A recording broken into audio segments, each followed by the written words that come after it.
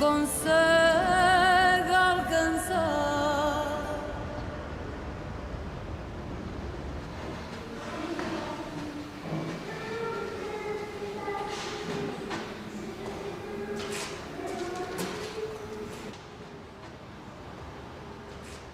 Bom, aqui era mais ou menos, havia um corredor, vinha acompanhado pelo Serra e por outro agente, cujo nome não sabia, não é? E encaminhámos-nos ali para o fundo, através deste corredor. Edmundo Pedro regressa ao número 16 do Largo da Trindade. O edifício até já foi museu do CTT, mas com as obras em curso, vai perder a traça original. Uma sala aí ao fundo. E aí é que eu comecei. É a última oportunidade para visitar a menos conhecida das sedes da Polícia Política do tempo da ditadura. Portanto, encaminhámos para ali. E aqui é que era a sala do interrogatório, onde o Serra me interrogou.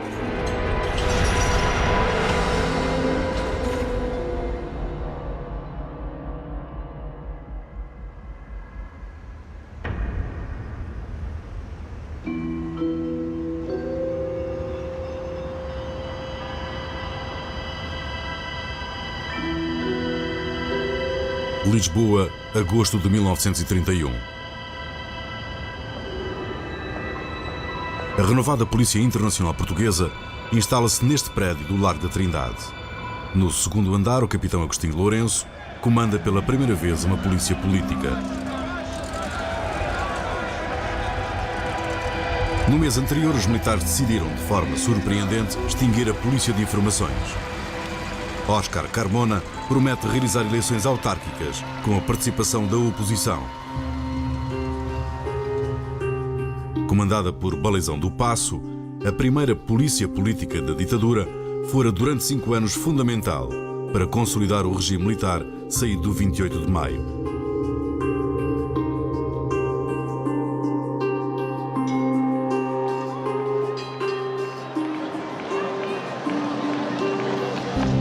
Mas após a vitória sobre os revoltosos da Madeira, o governo dá estranhos sinais de abertura política. Pretende-se também uma nova imagem para a polícia que defende o regime.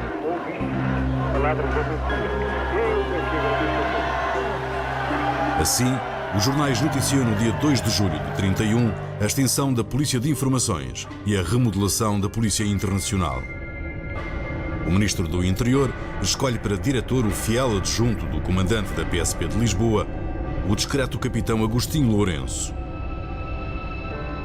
Esta foto mostra a elite militar que dirigiu a Polícia Política do Estado Novo até aos anos 50. À esquerda de Ferreira do Amaral, na imagem, está Balizão do Paço, que chefiou os serviços secretos até julho de 31.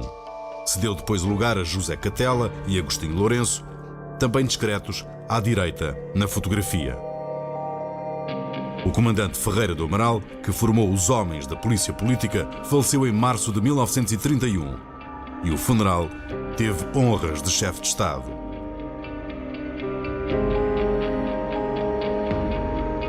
Que força política apoiará agora o capitão Lourenço e o discreto grupo de oficiais da PSP que irá comandar os serviços secretos até aos tempos da PIDE?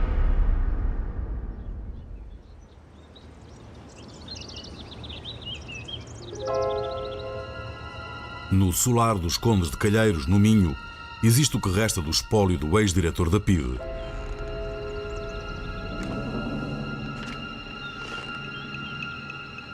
O livro que homenageia a direção de Lourenço na Polícia Internacional é um dos poucos documentos que o falecido filho do capitão Lourenço manteve na sua posse. Meu tio não era muito apologista do papel da polícia, da PIDE, para todos os efeitos.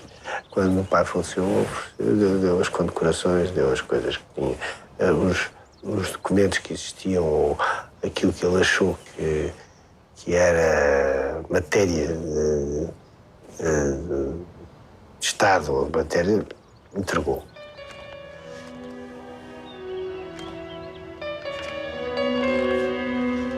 Nos papéis encontramos algumas pistas que permitem desvendar um pouco mais da biografia pessoal de Agostinho Lourenço.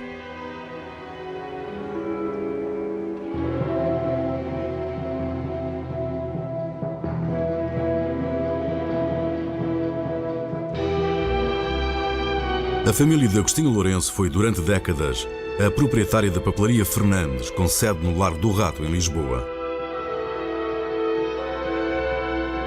A conhecida empresa já existe desde 1891, ano em que foi adquirida por Joaquim Lourenço, em sociedade com o sobrinho Artur. O pai dele foi o fundador da papelaria Fernandes e ele, embora nunca exercendo qualquer cargo de diretivo nem de administração da papelaria Fernandes, nunca exerceu, foi apenas durante alguns anos presidente da Assembleia. Ele aparecia aqui nas festas e temos aqui uma fotografia dele, de facto, com a administração de então, provavelmente da década de 50 ou da década de 60, a fechar, a oficializar.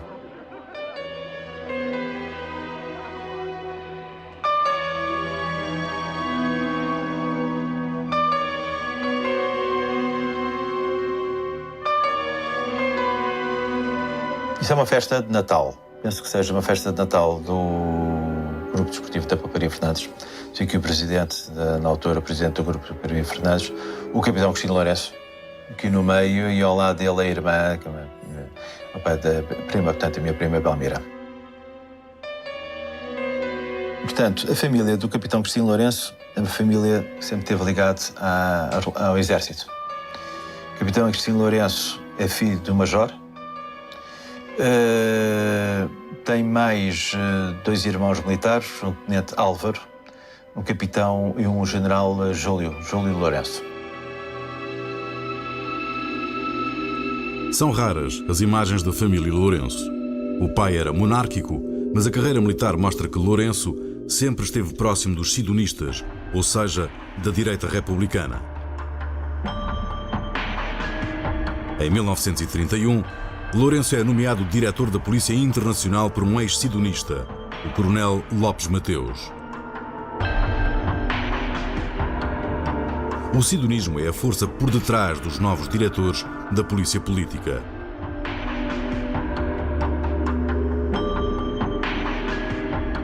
Os antigos sidonistas têm peso no regime.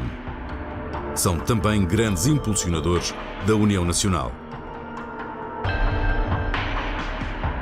Descobrimos numa foto de março de 1931 que José Catela também fez parte da comissão instaladora do Partido da Situação, a União Nacional. Aparece discreto no canto direito da foto.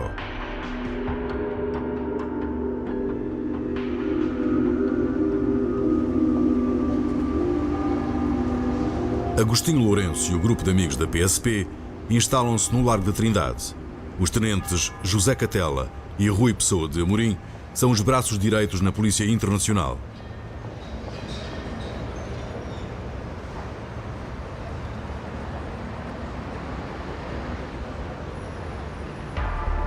Não conhecemos nenhum registro fotográfico desta passagem dos futuros diretores da PIDE pelo 16 do Largo da Trindade. Esta é, aliás, uma das raras imagens filmadas em que descobrimos Lourenço fazendo segurança ao presidente Carmona.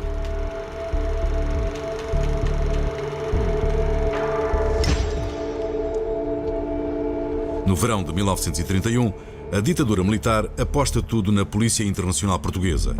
Considera-se, portanto, que estão fora do país as maiores ameaças ao regime. Teme-se que a esquerda republicana, que governa em Espanha, apoie com armas a oposição portuguesa.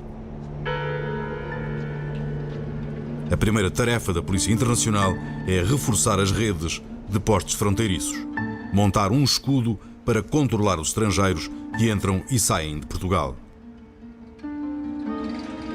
Apesar dos anarco-sindicalistas da CGT ainda representarem em 31 uma grande ameaça, o regime da ditadura teme sobretudo a entrada de conspiradores ao serviço da Internacional Comunista.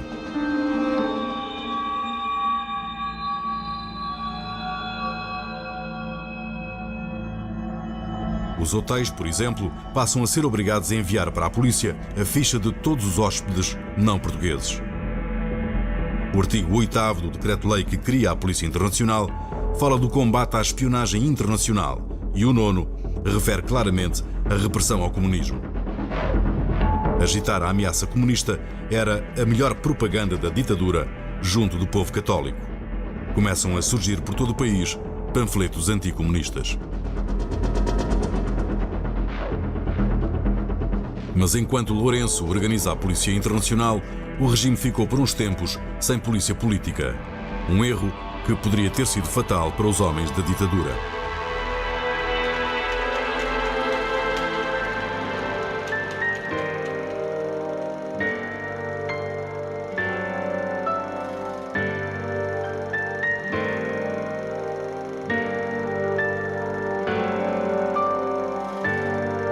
Sem a vigilância nas ruas da polícia política e dos seus informadores, os conspiradores da oposição que não foram presos ou deportados tiveram tempo para se reorganizar. O estudante finalista de Direito José Magalhães Godinho encontra-se agora profundamente envolvido nas conspirações revolucionárias. Em 1931 já existia um comitê revolucionário que tinha como elemento principal que eu tenha conhecido, o Sr. Capitão Aníbal Faro Viana, oficial de Estado-Maior, e que se dispunha realmente a lutar revolucionariamente contra a situação. Esse homem arranjou para lhe fazerem os recados principalmente 3 pessoas, porque este oficial era maçom, pertencia à loja Rebeldia, à qual pertenciam o Francisco Mendes, o Manuel Mendes e eu, entre outros. Um desses outros é o ex-capelão militar João Lopes Soares, que integra o grupo de Ribeiro de Carvalho e Utra Machado, na altura, 2 dos mais ativos conspiradores contra o regime de Carmona. Nesse período eu praticamente não vi o meu pai, porque ele andava sempre ou na clandestinidade, ou na Revolução, ou em Espanha, recebia assim uns postais estranhos para mim, exatamente, escrevia-me para mim postais bastante estranhos, vindos de lá de Espanha, de vários sítios de Espanha. A história do pai de Mário Soares confunde-se com as lutas em defesa da República. Foi capelão militar, mas adere às ideias republicanas. Preso em 1908, participa depois na conspiração que preparou a Revolução de 5 de Outubro. Foi governador civil de Braga e ministro das Colónias. Depois de 28 de maio de 1926, esteve sempre envolvido em todas as revoltas contra a ditadura militar. Ele esteve metido no 7 de fevereiro, esteve metido nessas coisas de 1927, nas primeiras revoluções contra a ditadura militar, antes do Salazar. E depois foi várias vezes preso. Fugido de uma deportação em 1931, João Lopes Soares passa a viver na clandestinidade. Andava na clandestinidade, em Portugal, e ia muitas vezes a Espanha, porque era a Revolução, a República 31 de Espanha, a Segunda República Espanhola, e onde ele ia muitas vezes, porque ele era amigo do Azenha e daquela jateia, tinha lá os chamados Budas, que eram o Jaime Cortesão, o Jaime de Moraes, várias outras figuras, o Moura Pinto, que eram todos grandes amigos do meu pai, e ele ia dar notícias de Portugal e tal. Ele era uma espécie de agente que andava entre Portugal e Espanha. João Lopes Soares funciona como elo de ligação com o Grupo de Madrid, que entretanto consegue negociar com o novo governo espanhol a cedência de armas. Manuel Azenha toma posse no dia 25 de abril de 1931. Pouco tempo depois, dá ordens para que algum material de guerra seja fornecido aos revoltosos portugueses. As armas, espingardas, pequenas pistolas, munições e bombas começam a ser introduzidas aos poucos no norte de Portugal, numa operação comandada pelo tenente Oliveira Pio. O grupo de Utra Machado, Faro Viana e João Soares impacienta-se com a demora na entrega das armas em Lisboa.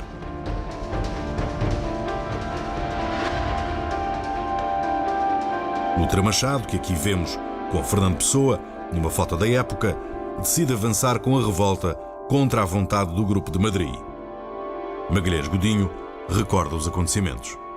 Nós, os tantos, eu fui um deles, fomos fazer serviço militar. Quando estávamos já na escola de quadros, um belo dia, sempre em contacto com estes elementos militares, principalmente com o Faro Viana. O Faro Viana diz-me: ó Zé Godinho, você recorda-se de ter estado aqui há uns meses num resto de chão da Rua do Alecrim, numa reunião que eu disse: senhor, eu sei, comitê e tal. Então tenha paciência, você amanhã aparece lá também às tantas horas. No dia seguinte lá fui. Salvo erro, nessa reunião também estava o pai de Mário Soares, o Dr. João Soares. Agora você ficará em contacto com o Luís Moraes. O Luís Moraes era um aspirante da Escola do Exército, de quem eu era muito amigo e tal. E então, a certa altura, o Luís Moraes diz-me: concentras os rapazes amigos tal que arranjaste para amanhã, às tantas horas, de estarem num sítio e tal. Éramos uns 10 ou 11, só que connosco estavam 15 soldados da Guarda Republicana, armados até aos dentes. Nós estávamos fardados de soldados cadetes, mas sem armas. E ficou assente que o Luís Moraes iria lá buscar-nos e dizer-nos para onde íamos durante a noite. E assim, na madrugada do dia 26 de agosto, grupos de militares revoltosos ocupam pontos estratégicos improvisando barricadas por toda a cidade de Lisboa. Nas ruas, as tropas são chefiadas por Utra Machado, apoiados mais uma vez pelo coronel Jaime Batista e pelo major Sarmento de Beires, que já haviam sido protagonistas da revolta do Castelo.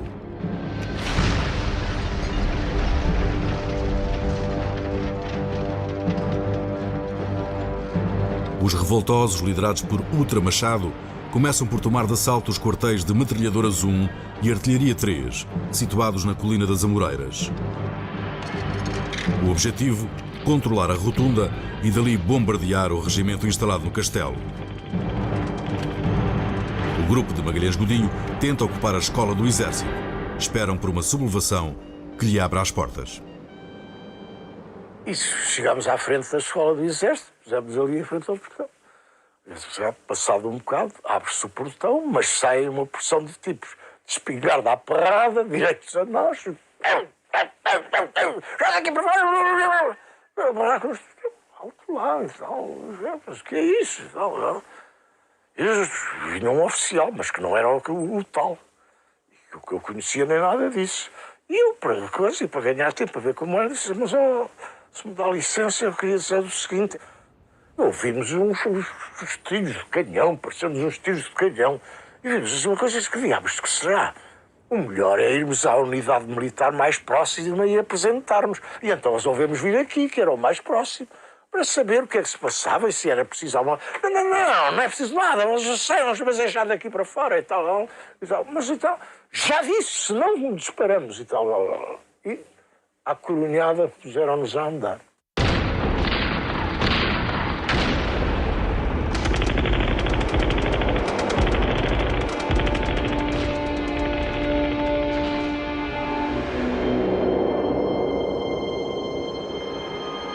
O 26 de agosto é uma revolução que surge quase inesperadamente. É uma cisão que há entre grupos conspiradores e um dos grupos que resolve sair de qualquer maneira, e naquela madrugada saiu um movimento próprio.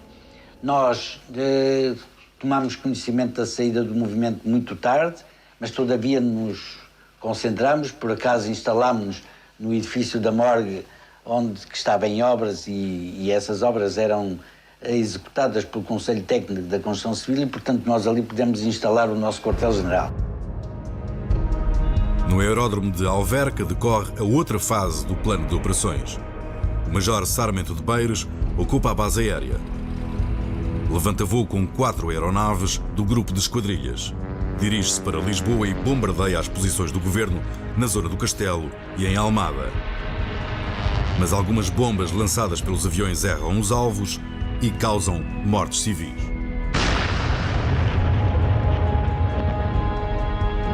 O funeral de uma das crianças atingida por um estilhaço é usado pelos jornais afetos ao regime para denegrir a imagem dos revoltosos. As forças do governo, lideradas pelos fiéis tenentes, entre os quais se salienta mais uma vez Jorge Botelho Muniz e também David Neto, conseguem retomar a base de Alverca e obrigar Sarmento de Beiros a fugir. O aviador refugia-se em Santarém. Eu lembro-me da Revolução, porque tinha muito pouca idade. Nós tínhamos uma casa num ponto estratégico, que era a Rua Gomes Freire, estava a escola militar ali ao lado, não é? E havia ali muita gente militar e muita gente que passava ali. E então tínhamos a informação e eu senti, pelo ambiente da minha casa, pela maneira como estavam a reagir, que aquilo não estava nada a correr bem para o meu pai, nem para os revolucionários. Em terra, os revoltosos fazem o possível para conquistar Caçadores 5. Mas o quartel defende-se bem. Era o bastião da ditadura e nele se refugiam os elementos civis do governo. Salazar, mais uma vez, ocupa o quarto secreto que tinha no antigo convento jesuíta. Nesta célebre foto da época, vê-se Salazar em Caçadores 5, a ser informado do rumo dos acontecimentos pelo comandante do quartel, o capitão David Neto. O regime procura também impedir que civis se juntem aos revoltosos. Surgem ameaças de fuzilamento em cartazes colados nas paredes da cidade. Portanto, interviemos no movimento, mas o movimento, ao começo da tarde, estava virtualmente perdido. No entanto, a ação popular manteve o movimento até altas horas da noite. A revolta de 26 de agosto foi a última revolução com confrontos nas ruas até ao 25 de abril. Morreram cerca de 40 pessoas e houve quase 3 centenas de feridos. Noutra imagem famosa da época, um soldado das forças do governo reocupa Metralhadoras 1. Termina a primavera política de 31. A ditadura militar consolida-se. Sarmento de Beiros consegue fugir, passa para a clandestinidade, mas não abandona o país. Sem apoio aéreo, Utra Machado rende-se ao fim da tarde na rotunda e é preso. O chefe militar era um Utra Machado, que era um grande amigo do meu pai, o Coronel Utra Machado, que foi parar a Timor por causa disso. Foi preso ainda na altura da Revolução. O meu pai não foi, mas fugiu e, passado 2 ou 3 dias, nós todos fomos e encontramos o meu pai já não sei onde, e fomos até Reveldes, que é perto de Mondego, onde ficámos em casa de um amigo do meu pai. João Lopes Soares é um dos poucos que consegue fugir. Muitos dos companheiros da revolta foram presos pela polícia. As prisões em massa foram tema de uma canção de Vasco Santana. Constou à polícia, talvez com razão, que em breve haveria qualquer revolução. Prendeu o Menezes, o Rocha, o Cortês, o Franco Ribeiro, o Rego Garcês, o Paiva Joaquim, o Chico Romão, o Paulo Francisco, o Silva e o Gastão. Sem polícia política, o regime socorre-se da PSP para prender, interrogar e deportar. Uma semana depois da revolta, centenas de pessoas amontoadas em caminhonetas são conduzidas para a doca de Belém.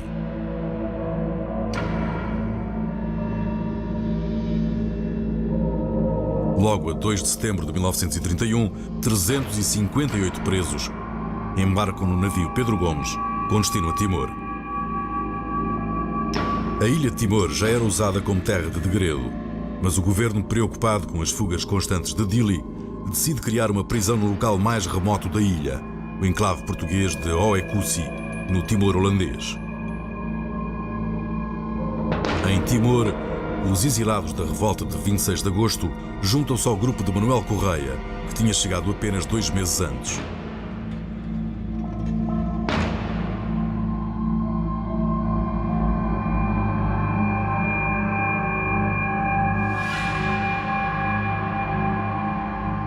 O tenente Manuel Correia descreve nas memórias que os deportados são colocados em 2 barracões, construídos no meio de um arrozal úmido. Um novo inferno florido.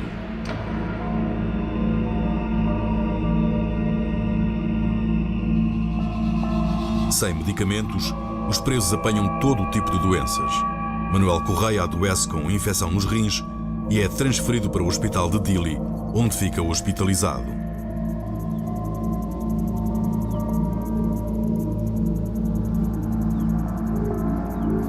Semanas depois, Correia recebe alta e consegue permanecer na capital de Timor, onde reencontra Utra Machado.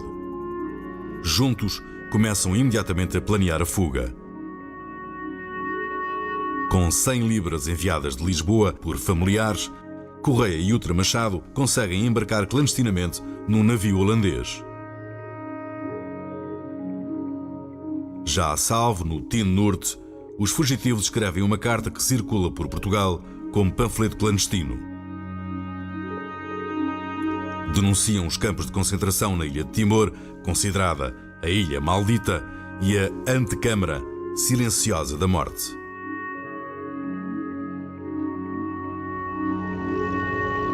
Nesta fotografia, vemos os fugitivos já a caminho da Europa no navio hospital holandês. Correia consegue chegar à fronteira de Portugal, instala-se novamente em Badajoz, onde aguarda ordens para uma nova revolução.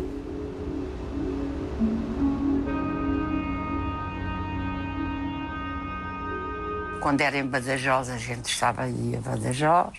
Quando era em Madrid, a gente ia a Madrid. E assim, uma altura até tivemos em Vigo. Era assim, era como tinha que ser. A minha mãe entrava normalmente e saía de Espanha. Mais tarde eu, quando lá estava, a passar uns tempos com eles, ia com a minha mãe e íamos bem. Não estávamos clandestinos. Em Portugal, muitas nuvens negras pairam sobre o regime militar.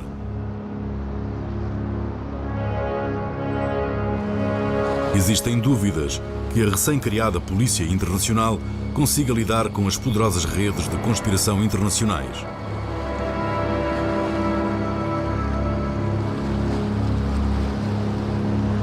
Durante o ano de 1932, a polícia política muda de nome várias vezes. Depois de ter estado na tutela do Ministério da Justiça, passa a chamar-se Polícia Especial do Ministério do Interior, mas termina o ano na dependência da Polícia Internacional. O governo volta a chamar Baleizão do Paço para esfiar uma polícia secreta atenta às conspirações internas.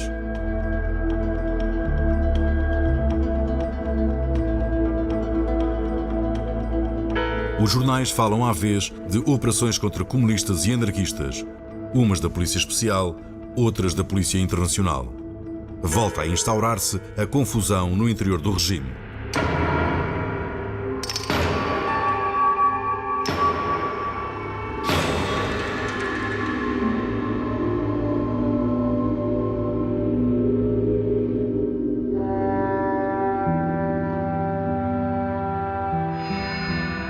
São apenas operações de cosmética, típicas dos jogos de poder.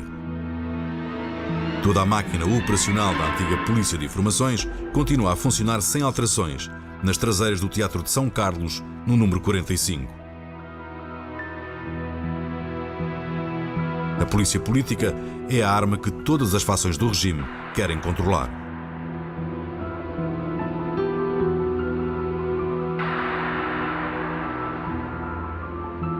A influência de Salazar manifesta-se cada vez mais no regime.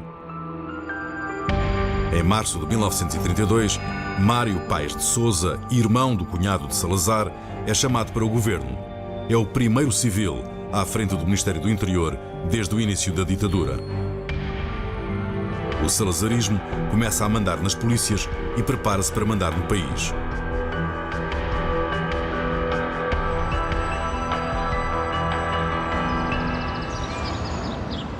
Em abril, dá-se uma espetacular fuga do Aljube. Entre os fugitivos está um jovem professor de matemática que 15 dias antes fora detido no Porto.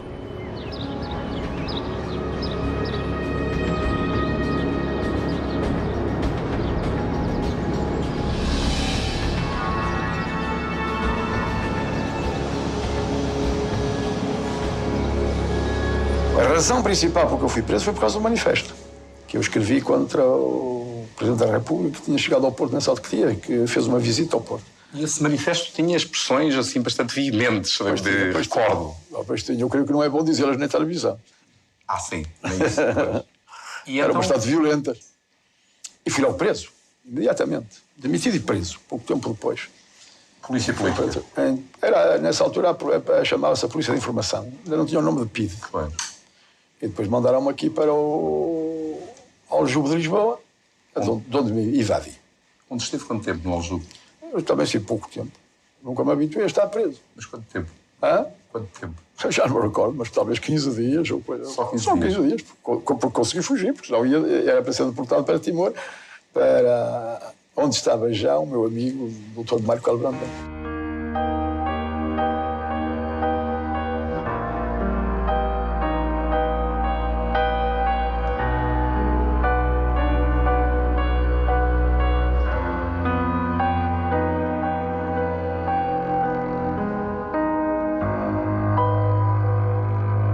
Invadiu-se em que circunstâncias? Invadimos um domingo, no dia 4 de abril de 1932, às 4h15 da tarde. Invadimos à mão armada. À mão armada? Fazendo fogo? Eu não fiz fogo, mas um dos companheiros fez fogo. Fez fogo sobre uma pessoa que ficou... Sobre um polícia que morreu. Que morreu. E fugiu para onde? Eu fui para a Espanha. A fuga espetacular provoca a admissão de José Baleizão do Passo, o diretor da Polícia Especial, que regressa definitivamente à PSP. Emílio Guerreiro foge do país e torna-se um dos mais polémicos opositores de Salazar. Fazíamos conspiração contra o regime juntamente com o grupo do Dr. Jaime Moraes, Jaime Cortesão, Moura Pinto. Contra o regime português? Contra o regime português. Mas não, nada... Mas organizávamos. Eles tinham uma organização da qual eu fazia parte também.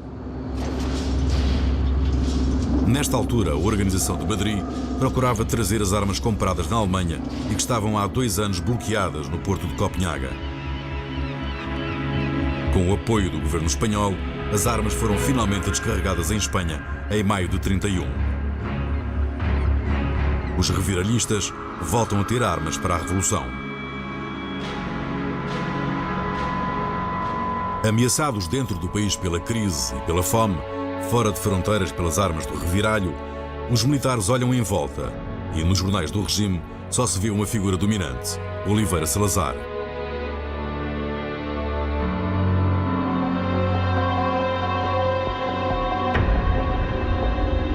Desde o início do ano que a imprensa da situação trabalha a imagem do Ministro das Finanças.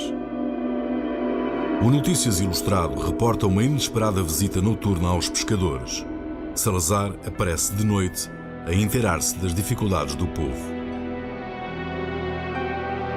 Nas comemorações de 28 de maio, em 1932, Salazar recebe a Torre e Espada, condecoração apenas destinada a chefes de governo. Foi condecorado antes de o ser. O Notícias apresenta por isso o primeiro sorriso de Salazar. Em julho, sem surpresa, Domingos Oliveira demite-se e Carmona nomeia Salazar para presidente do Conselho de Ministros, cargo que não mais abandonará até à queda fatídica de 1968. Neste período, Salazar não é o político que se impõe a todos com autoridade. Manobra nos bastidores e põe em marcha um plano para conseguir a adesão política dos liberais à nova Constituição de 1933. Habilmente, alia-se a Albino dos Reis, um antigo companheiro político de Cunha Leal, arqui-inimigo de Salazar e exilado nos Açores. Albino dos Reis, também beirão, consegue atrair muitos liberais para a conservadora União Nacional. Salazar nomeia o Ministro do Interior, entregando-lhe o poder por muitos desejado: o mando da polícia política.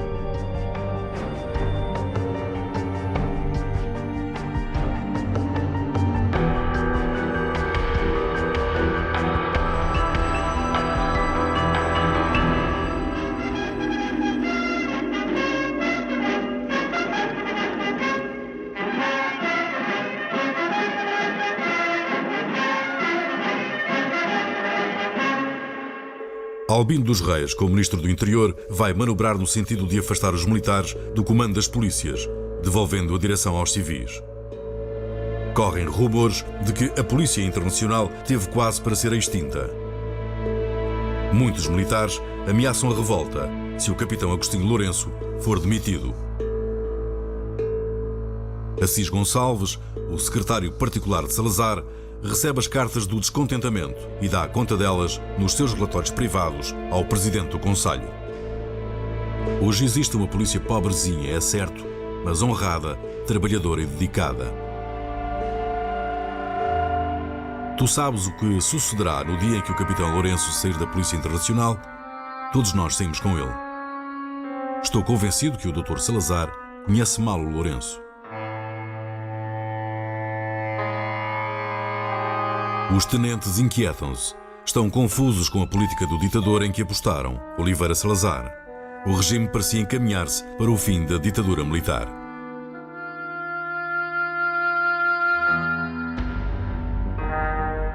Em dezembro de 1932, Salazar inicia uma série de entrevistas ao Diário de Notícias feitas por António Ferro e que acabaram por ficar célebres. Quando questionado sobre os métodos de tortura da polícia política, Salazar diz que são meia dúzia de safanões a tempo nessas criaturas sinistras. O governo decide amnistiar mais de 1000 condenados nas colónias portuguesas. Com esta medida, cala os moderados do regime, abrindo caminho para a aprovação da nova Constituição. A imprensa dá grande destaque ao humilhante regresso dos exilados das colónias, muitos deles resgatados à miséria extrema.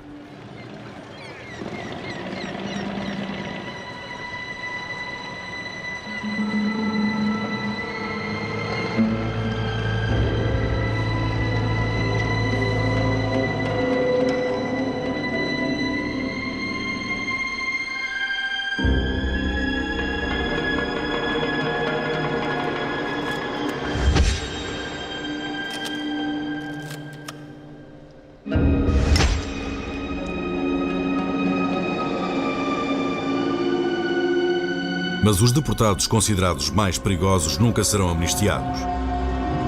Fazem parte de uma lista negra, os 50 inimigos públicos da ditadura. A lista é encabeçada pelo general Sousa Dias, que morrerá no exílio em Cabo Verde.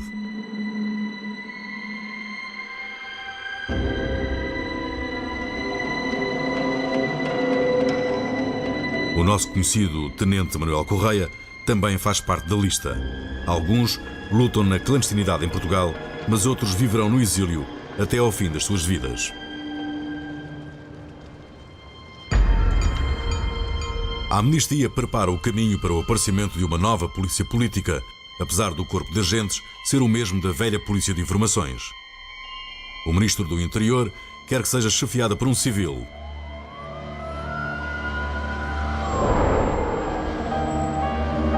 A sede continua a ser no 45 da Rua da Leva da Morte, atual Serpa Pinto.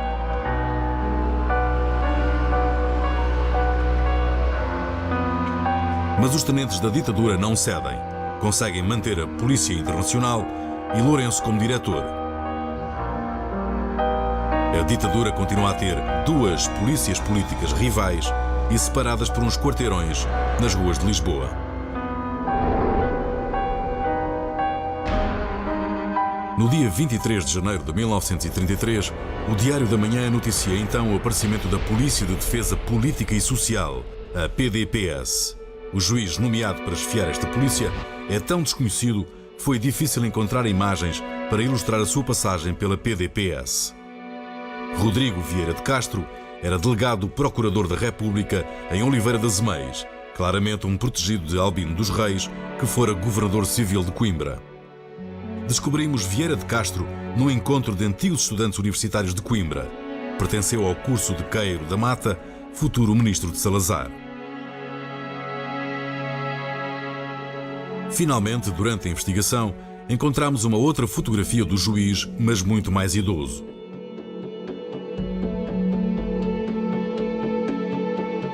Foi feita em 1949 e publicada na revista da Câmara Municipal de Lousada.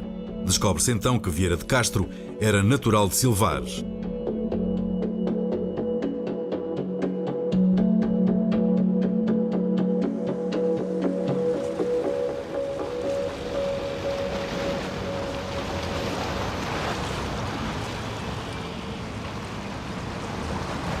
É na cidade do Porto que a PDPS se dá a conhecer ao país. A 4 de fevereiro, os agentes da antiga Polícia de Informações desencadeiam uma grande operação na capital do Norte. A ação acontece na Rua do Capitão Pombeiro. Neste prédio, situado no número 331, viviam escondidos alguns dos mais procurados opositores da ditadura militar. Trata-se do grupo liderado pelo capitão Nuno Cruz, responsável pelas armas vindas de Espanha.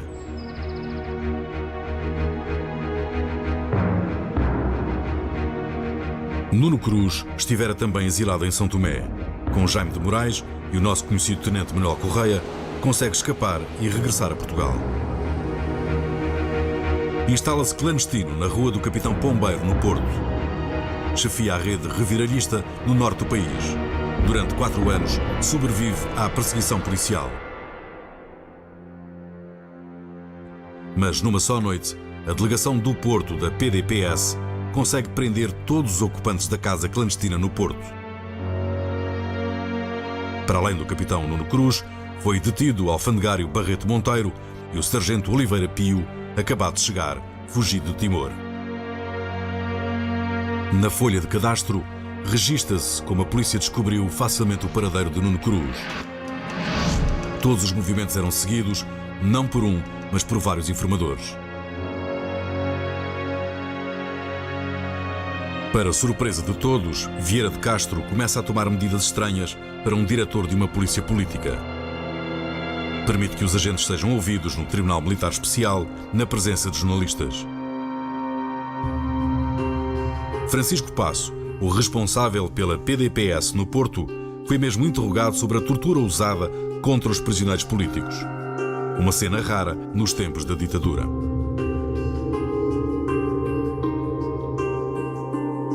O Sr. Rogério Esteves declarou ter sido agredido pelo Sr. Francisco Passo, diretor da PDPS. O país inteiro sabe que nessa polícia se bate.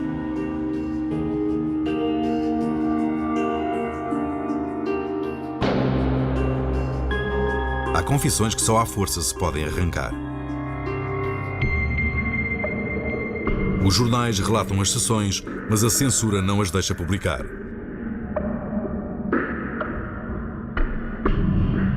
Mas verdadeiramente inédita é a autorização dada pelo diretor da PDPS para uma visita à cadeia do Aljube. Um grupo de jornalistas tem a possibilidade de entrevistar prisioneiros políticos sobre os maus tratos sofridos na prisão.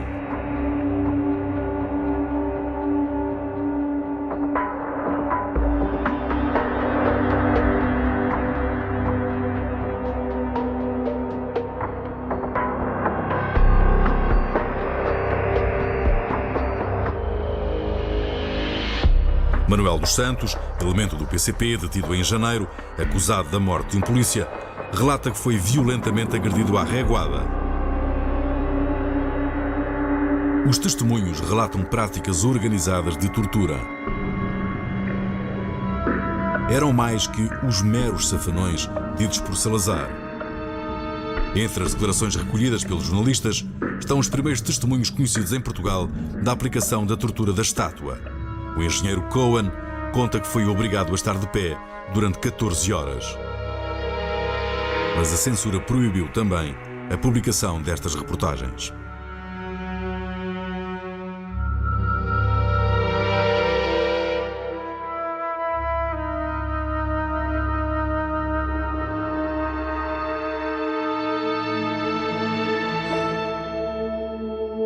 Nos bastidores da ditadura, os militares indignam-se contra a política de abertura do novo chefe da polícia e do ministro do Interior. Cresce a tensão no regime.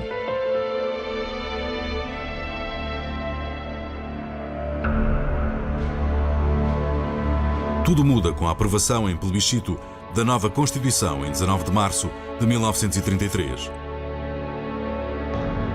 Com a instauração do novo regime, que ficará conhecido como Estado Novo, Salazar acaba com a política de abertura e dá de novo poder aos militares.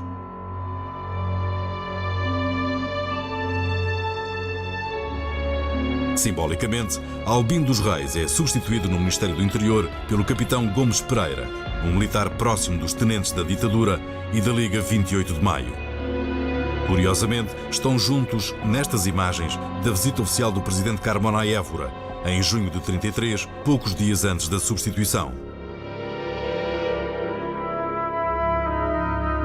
A nomeação de Gomes Pereira foi sentida pela ala liberal como uma traição. Mas Salazar, mais uma vez, ameaçou demitir-se se não fosse aceito o novo ministro.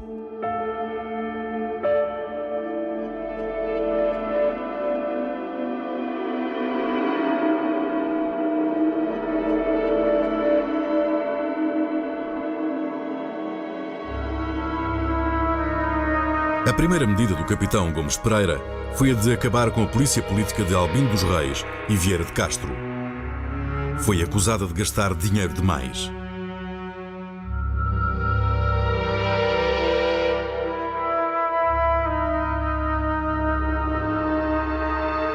A PDPS durou, portanto, apenas 6 meses. Gomes Pereira dá início ao processo de constituição de uma nova polícia política, preparando-a para o regime do Estado Novo. Nos círculos próximos do poder, pergunta-se: quem será o homem escolhido para liderar a mais poderosa arma do novo regime? Agostinho Lourenço, o diretor da Polícia Internacional, é um dos candidatos. Numa cerimónia no Centro Escolar Republicano, em Alcântara, descobrimos esta estranha fotografia. O capitão Lourenço aparece ao lado do médico Ramon Laféria, que foi sempre maçom e grande opositor do regime da ditadura. Fomos até ao Museu da Maçonaria no Bairro Alto, procurando resolver o mistério da fotografia. Pedimos a ajuda do historiador António Ventura, que fez uma investigação no Arquivo Histórico da Maçonaria.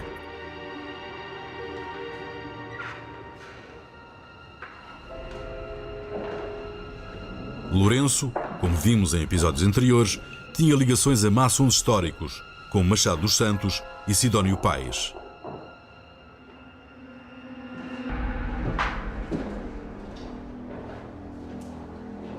Será que Agostinho Lourenço era maçom?